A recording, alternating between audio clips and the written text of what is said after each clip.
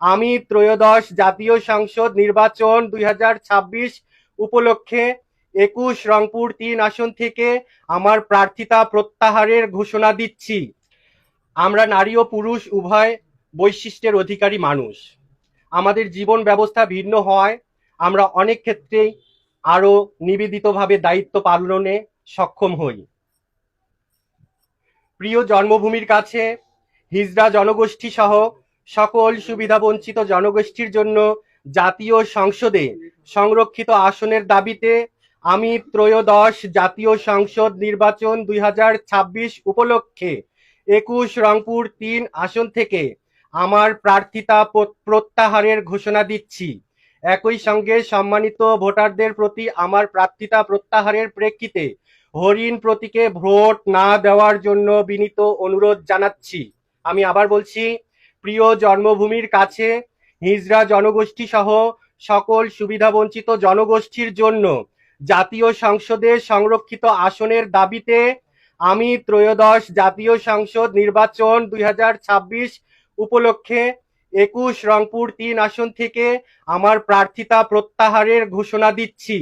একই সাথে সম্মানিত ভোটারদের প্রতি আমার প্রার্থিতা প্রত্যাহারের প্রেক্ষিতে হরিণ প্রতীকে ভোট না দেওয়ার জন্য বিনীত অনুরোধ জানাচ্ছি।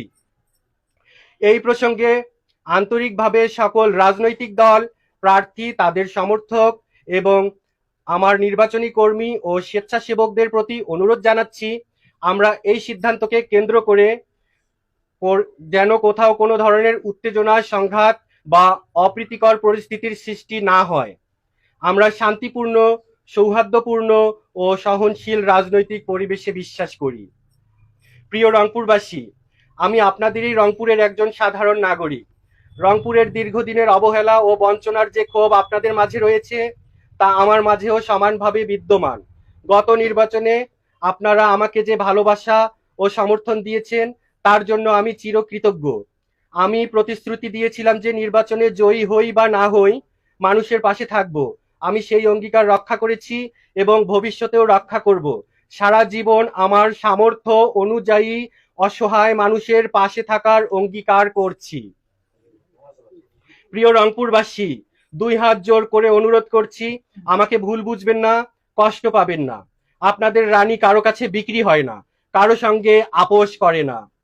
এটি কোনো বিদায় নয়, এটি বৈষম্যের বিরুদ্ধে একটি দৃঢ় নীতিগত ও শান্তিপূর্ণ অবস্থান।